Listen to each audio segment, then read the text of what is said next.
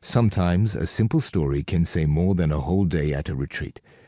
That is because stories speak to the depths within us. I want to tell you one of my favorite stories that speaks to the depth of me. It has to do with true happiness. It is a story of a villager in India who happens upon a sannyasi.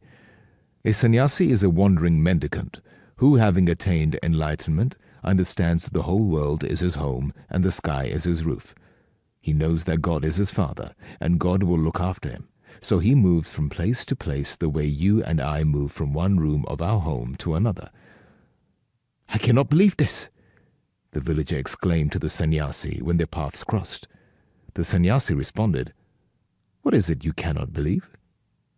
"I had a dream about you last night," the villager said.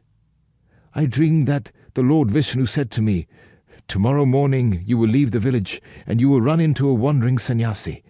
And here you are.'" "What else did the Lord Vishnu say to you?" the sannyasi asked.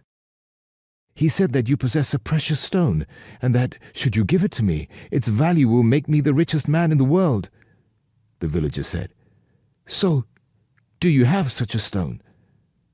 The sannyasi began rummaging through his knapsack, and after a moment, pulled out an object. "Would this be the stone you saw in your dream?" said the sannyasi, handing the stone to the villager. The villager could not believe his eyes. It was the same stone, a diamond as big as his fist. He held the diamond in his two hands with great care. "Could I have this stone?" he asked. "Of course," the sannyasi said. "Please take it. I found it in the forest, and you're welcome to it." The villager took the diamond and went to sit under a tree on the outskirts of the village. He held the diamond close to his heart, and he experienced great joy. Now, this is the kind of joy most people feel the day they get something they really want. Have you ever stopped to ask how long that kind of joy lasts? You got the girl you wanted, right? You got the boy you wanted. You got that car. You got the degree. You were at the top of your class. You got what you thought was your dream job, right? How long does that joy last? How many seconds? How many minutes?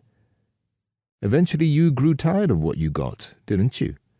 And soon you were off looking for something else. Understanding this truth is more valuable than studying the scriptures, because what good is it to you to study the scriptures if you've not understood this? What good is it if you've not understood what it means to live and to be free and to be spiritual? So the villager sat under a tree all day, clutching his diamond, and he became immersed in thought. And toward evening, he returned to the place where the sannyasi was meditating, and he gave him back the diamond. "I've decided that this wasn't what I was looking for," he said. "But may I ask you to do me one more favor?" "What is it?" asked the sannyasi.